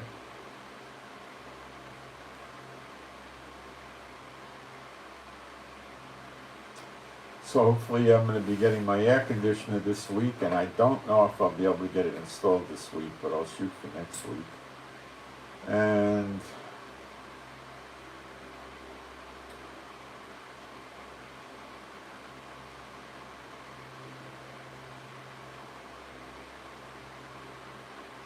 that'll be it. All right. So please pray for me, Moshe, my wife Rivka. Pray for our peace, safety, and protection. Pray for our animals and pets. They be happy, healthy, and whole, and not run away. They're all rescues. And pray for our finances, and pray my wife's new business keeps going well. She's doing okay with this thing, so please pray that she keeps getting it better, and pray we get people to stay in our guest house. That's important. We can't make it on the offerings. I don't even think that it's going to ever come back. I used to. Going back pre-COVID, I used to be able to make it on the offerings, but not anymore. I don't think so. No. It's too slight, And the cost of living has gone up. We used to go,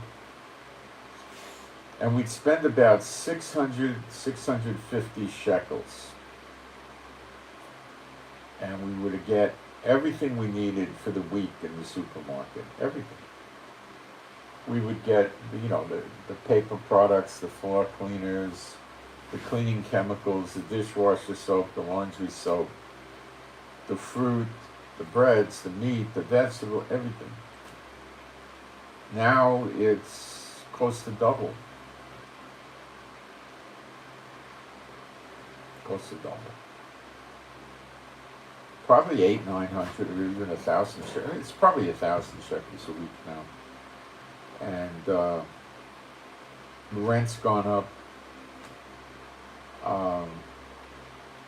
from when I got here. Rent's gone up about 65% from when I first got here. 75% maybe. Gasoline stays the same. It generally runs about $7, $8 a gallon.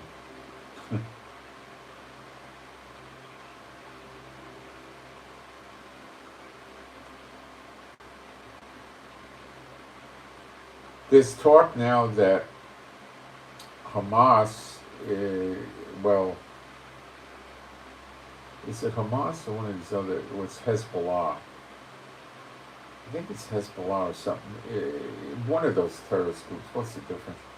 Inside Israel is trying to get a situation going like they have in France.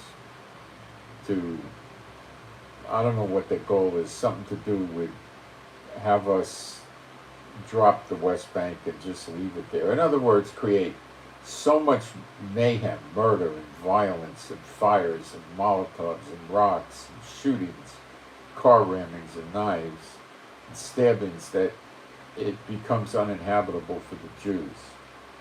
That's a pipe dream. When you say a pipe dream, it means they've been smoking on the opium pipe, too much, and they're hallucinating. It's not going to happen.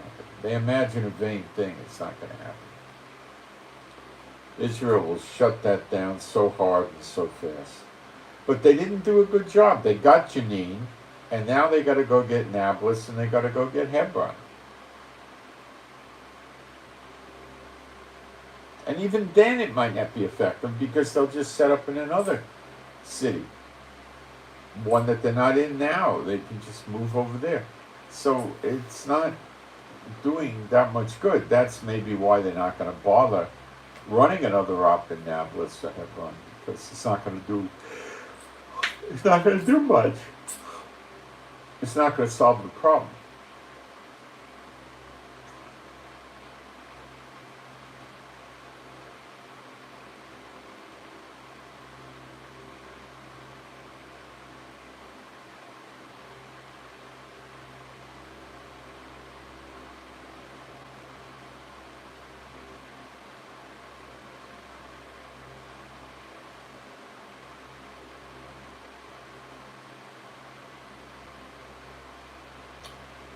So we'll have to see. Palestinian Authority is rebelling against, I believe, Hezbollah in Israel, saying that, they're divided. They're getting divided now, which isn't so bad. Let's see what's going on in the news, if anything else is cooking up this morning. I don't know. I checked the news a couple hours ago, but we'll see if the protests are doing anything. Oh, China and India with that disputed zone up in the Himalayas, 14,000 feet up. India was moving a whole caravan or convoy, whatever the word is, of artillery to the region to apparently check China. So there's a potential for a fight there. Now imagine China and Russia get together and say, okay, we got Iran and Venezuela and Cuba, and now we're going to get rid of that United States and NATO. China goes, great, I'll go hit Taiwan, and eventually China and my friend in North Korea will hit South Korea, and you take NATO in Europe, and we'll stretch them out so thin they won't know what happened. And now India sees a weakness in China, and even though they're both in BRICS, decides to push against China and run them out of that land they grabbed from India 2 years ago up at the 14,000 foot high landmark, and shove China out. And then what's China going to do? Come back at India? Let's say India shoves China back and takes more land away from China than what they grabbed from India 2 years ago. Now China's fighting in the Pacific and worrying about the United States and NATO. What are they going to do? Start up with India? See how God works?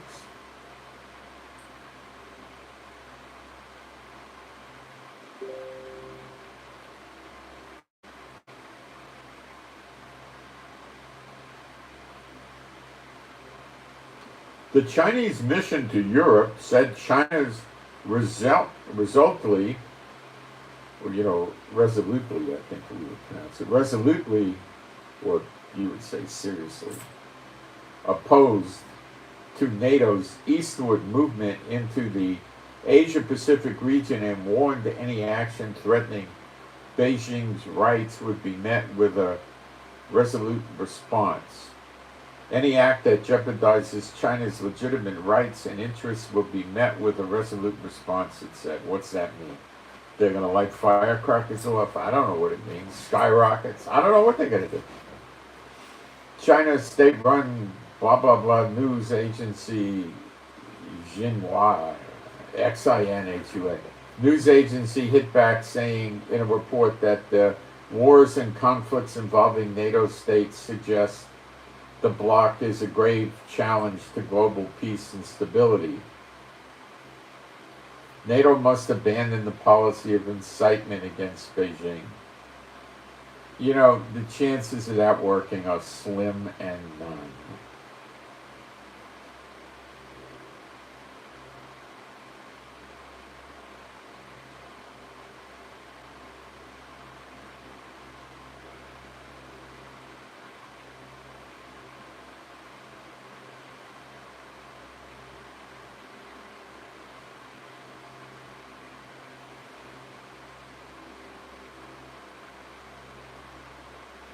Asia-Pacific countries should establish a strong security relationship with NATO, says South Korean President Yoon Suk-yeol, no pun intended, on its Twitter today.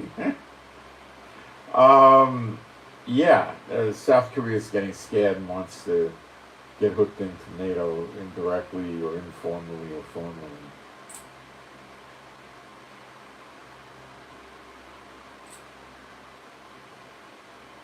China's saying NATO has to stop messing with Europe. What the heck? They're in Europe. Does that make any sense? No.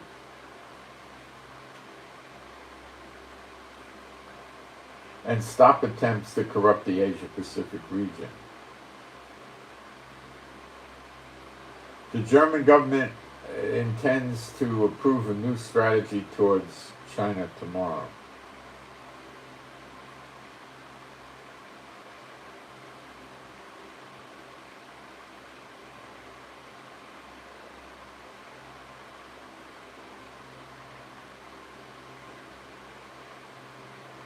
Stupid Dmitry Medvedev says that NATO military support for Ukraine is going to hasten the outbreak of World War III.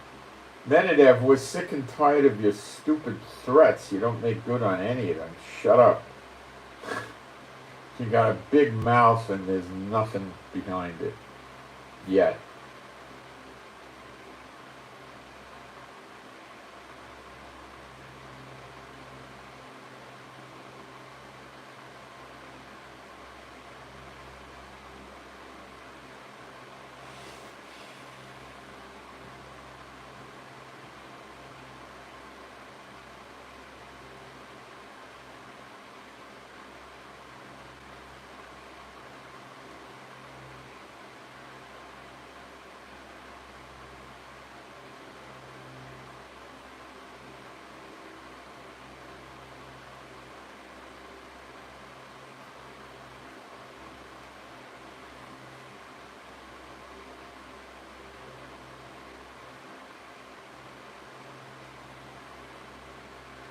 India is gifting to Vietnam a corvette. That's a naval vessel, sort of kind of like a destroyer or a cruiser or something like that.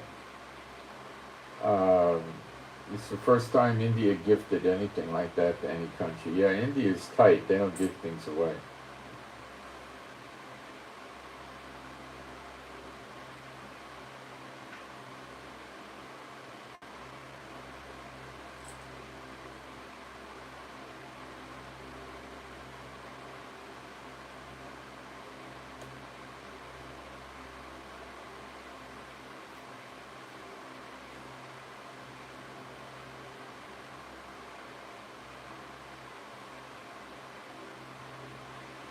Chinese soldiers are collapsing from the high altitude conditions and around Tibet, and China's hiring locals and using robots instead.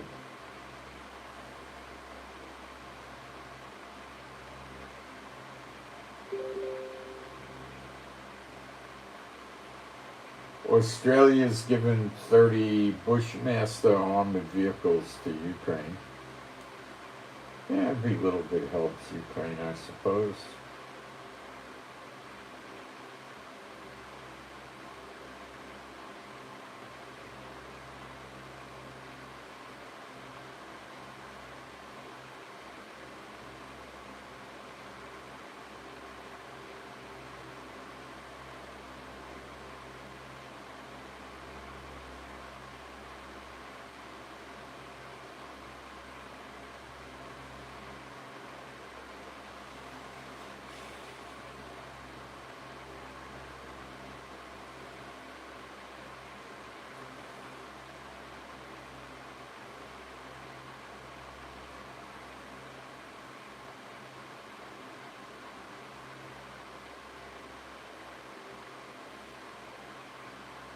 Zelensky got at the NATO summit yesterday. NATO said that they're going to bring him into the NATO, but they will not commit to a date.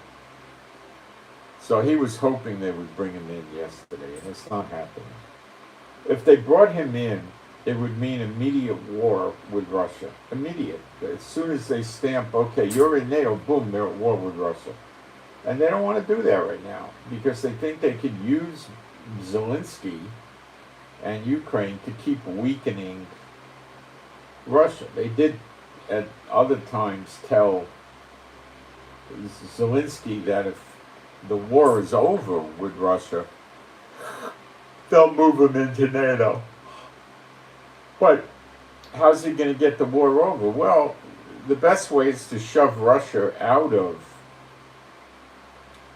Ukraine. Then they'll stop fighting, and then NATO will say, oh, well, let's put Ukraine in NATO now that the fighting has stopped.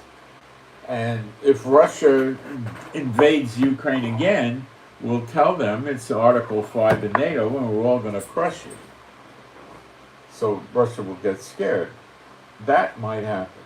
So they want Zelensky to get in there and really mix it up with Russia and fight voraciously, and they're giving them the equipment. So they're using Zelensky as their whipping boy, and he's whipping Russia. And they want him to keep weakening Russia so eventually they could do something to Russia. Or Russia has an overthrow of the government or something.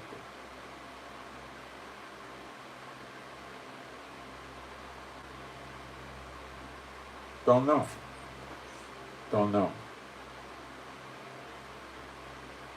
And that's really about what's going on. Let's see what the riots are doing today. Hold on.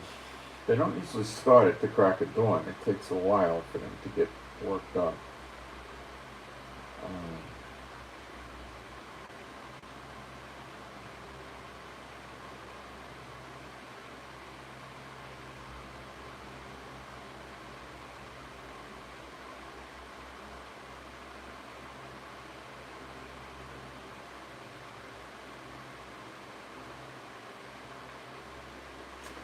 Another Arab got killed up in the north by another Arab. And they're up to 116th death this year. The day before, 2 days ago, a dentist in our dentist got shot and killed.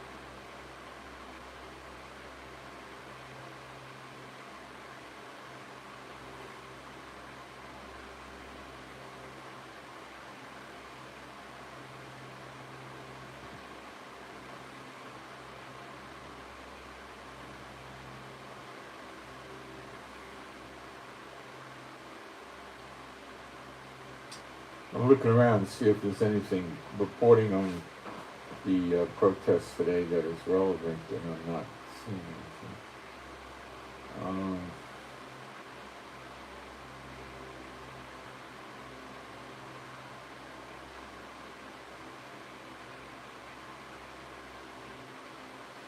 China passed these new anti-espionage laws. It's caused several countries to tell their people to be extremely careful about any travel to China. They've expanded these anti-espionage laws, as they call it, greatly, and without providing proof, they could lock you up in China for things like participating in religious services. Obviously, they have one particular religion in mind, I would say, for that, but it could be applied to any religion because it's up to them. They got great discretion. So they have 4 levels of alert, the United States does, for travel. Level 1 is the mildest, level 4 is the most severe, which is probably reserved for actual fighting. They gave China a level 3. It's pretty substantial.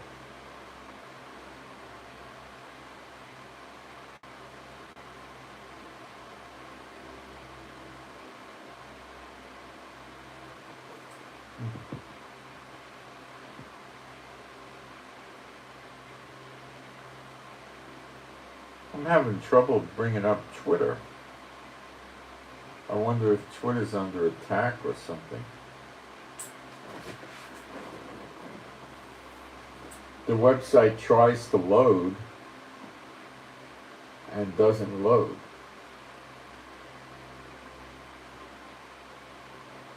Huh. Let's see, we'll go to Is It Up.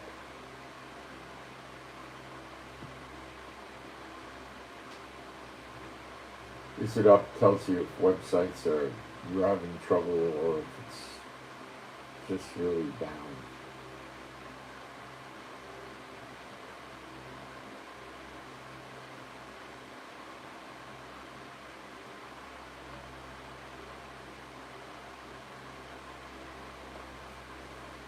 Yep.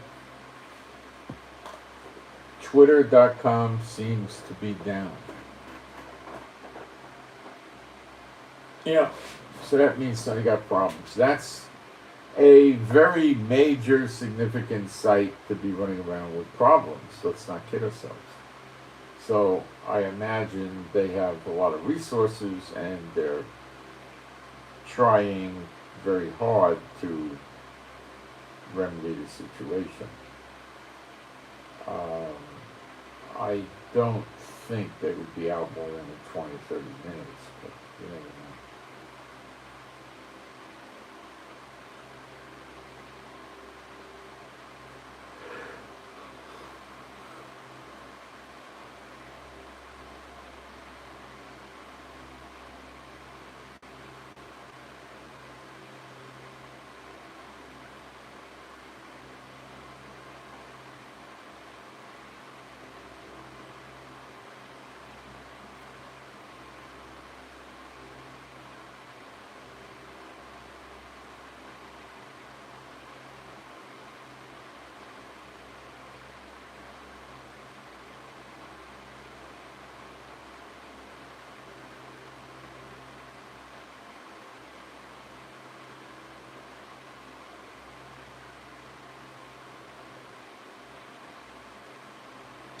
Well,